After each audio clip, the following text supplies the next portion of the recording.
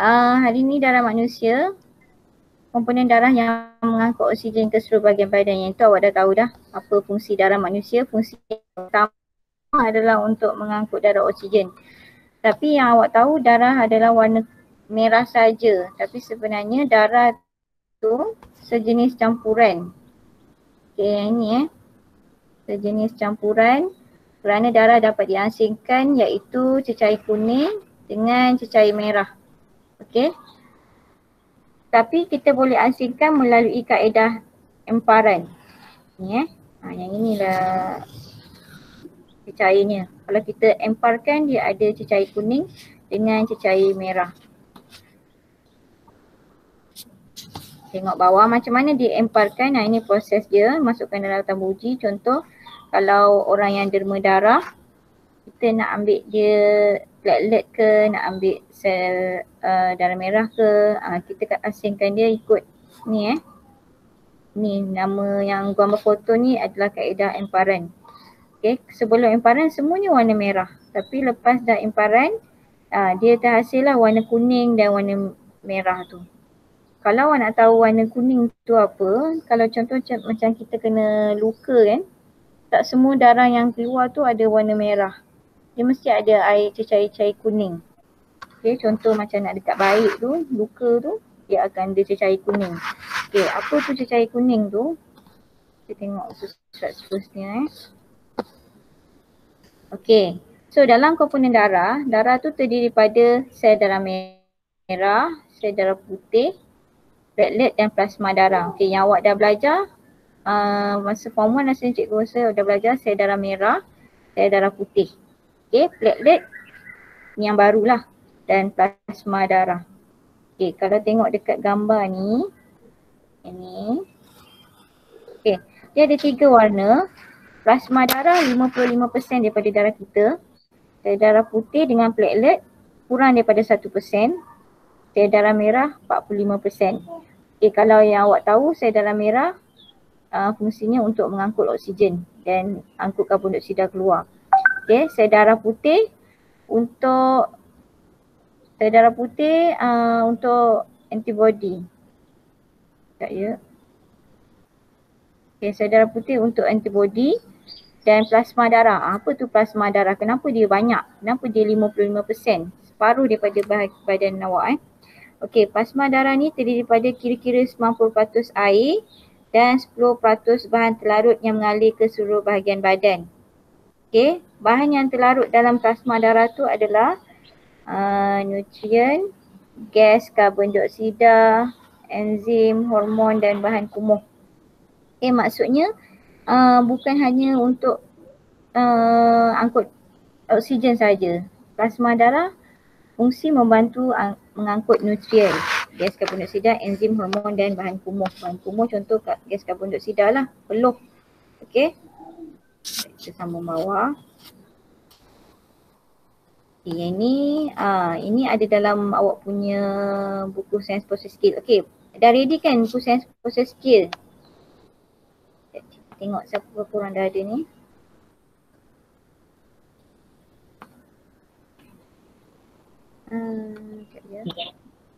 Okey, baru 7 orang. Okey, dah ada kan buku Science Process Skill? Ready, kita terus buat sama-sama Kena tak buang masa. Okey. Sel darah merah. Kita muka surat berapa dia? Muka surat 69. Kita buka muka surat 69. Yang sebelum-sebelum ni yang kita tak sempat bincang tu tak apalah, nanti naik sekolah. Bila-bila naik sekolah nanti kita akan bincang lah. Nak bincang tak sempat Okey. Sel darah merah. Apa fungsi dia? Siapa boleh jawab? Tekan mic je. Sekejap. Muka surat 69. Okey, buka surat 69.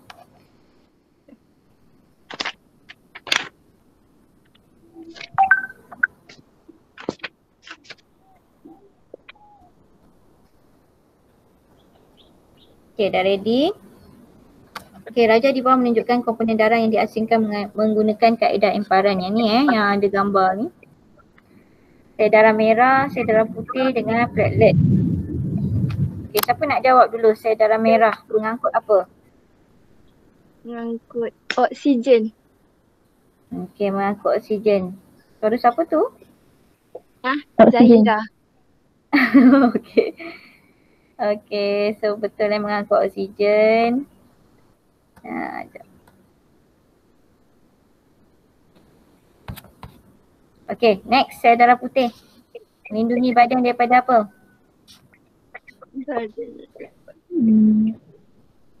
Daripada apa? Kita perlu sel darah putih ni.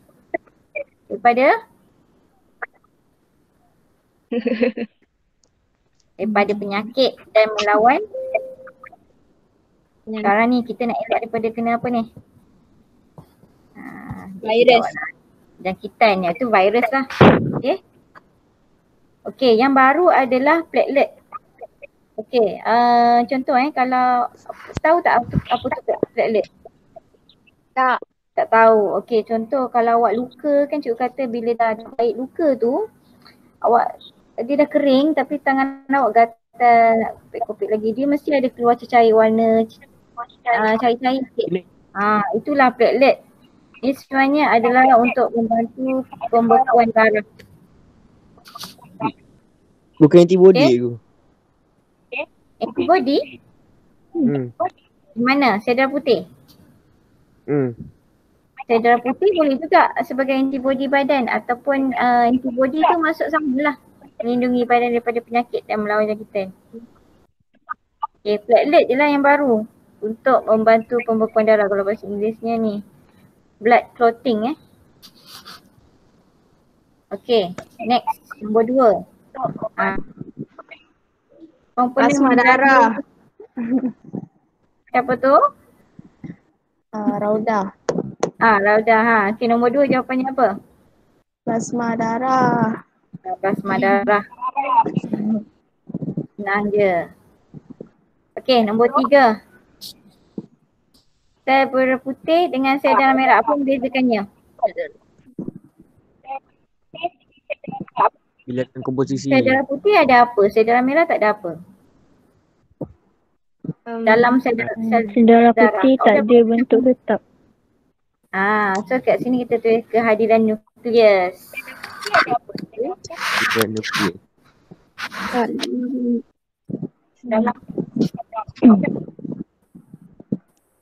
Cikgu ada dengar suara tapi sayup je. Suara siapa tu?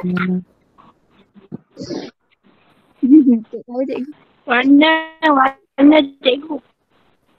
Kat sini yang on mic Zahira dengan Kalisa Tapi suaranya tak apa-apa dengar.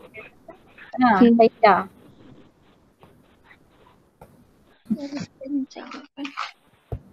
Tak apa. Okay, nanti nak jawab tekan mic. Sekejap.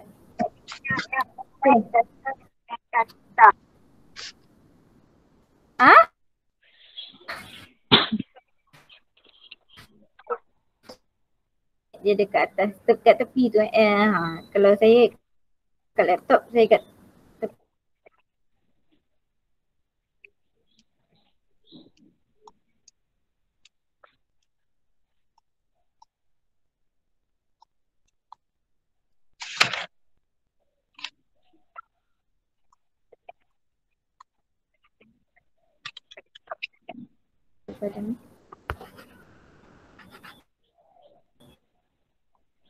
Okay, mengumpul sisa metabolik dari atas dan bawah tubuh.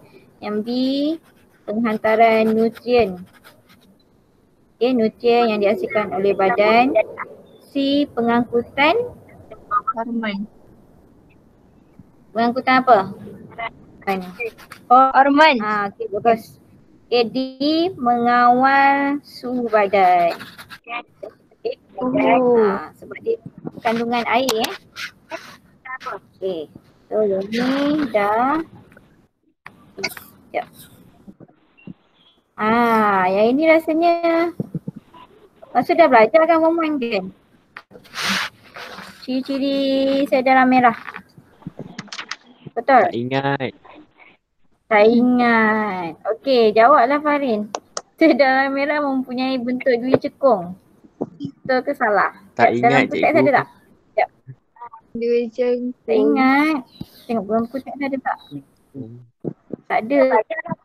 Buku teks ni tak ada sebab yang ni yang bentuk dia cekung tu dia ada. So depan dia betul bentuk dia cekung. Jangka hayat selama 120 hari. Betul. Betul. Rujuk balik nanti form 1. Sel darah merah masuk karbon dioksida ke seluruh bahagian badan. Betul ke salah? Ni takkan tak tahu. Salah. Salah. Tu tak ada Okey, kehadiran hemoglobin. Sel darah merah kan dalam dia ada hemoglobin. Okey. Ada. Okey, sel darah putih. Dihasilkan di nodul limfa, betul limfa kita. Next, membantu dalam penghasilan hormon wanita, betul ke? Salah. Salah. Okey, so ni kehadiran granul dalam cytoplasma. Ini aku kena rujuk balik buku teks. Okey, platelet. Platelet ni dia mempunyai bentuk yang tidak tetap. Maksudnya kalau tadi sel darah putih ada bentuk dia yang ni boleh salah tu contoh. Okey, mempunyai bentuk tidak tetap dihasilkan di sumsum tulang. Cair berwarna kuning pucat. Salah.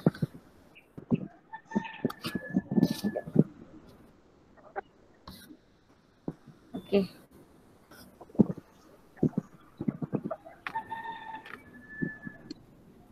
Okey dah. Sambung bahan yang diangkut oleh darah. Okey, ulangnya awak tahu tak darah angkut oksigen je. Sekarang ni kita dah tahu dia ada platelet, dia ada sel putih, dia ada sel darah merah. So yang pertama bahan yang diangkut oleh darah adalah nutrien. Okey, contohnya apa? Gula, lipid, kalium. Salin. Nutrien yang diangkut oleh darah adalah gula, lipid dan kalium. Lipid tu sejenis lemak lah. Kalium tu garam So maksudnya yang darah tu dia ambil apa yang orang makan gula ke makan ataupun makan macam fast food kan. Banyak garam, itu dia serap dalam badan. Okay. Lipid tu jadi lapisan lemak. Okey, kemudian gas apa yang diangkut oleh darah? Gas oksigen. Oksigen dengan? Oksigen dengan Ada dua gas dalam badan kita. Oksigen dan apa? nitrogen. Kalau oksigen kita serap masuk, kita bawa keluar? Karbon dioksida. Tidak. So dua lah, oksigen dengan karbon dioksida. Okay, yang ketiga enzimnya amylase amylase untuk reputkan gula tu jadi kepada glukosa untuk boleh serap dalam badan. Okay, next hormon. Hormonnya insulin, testosteron, estrogen. Insulin untuk kawal darah, kawal gula dalam darah kita. Testosteron untuk hormon lelaki, estrogen untuk hormon perempuan. Okay, last sekali bahan kumuh yang kita buang adalah gas karbon dioksida dan urea. Urea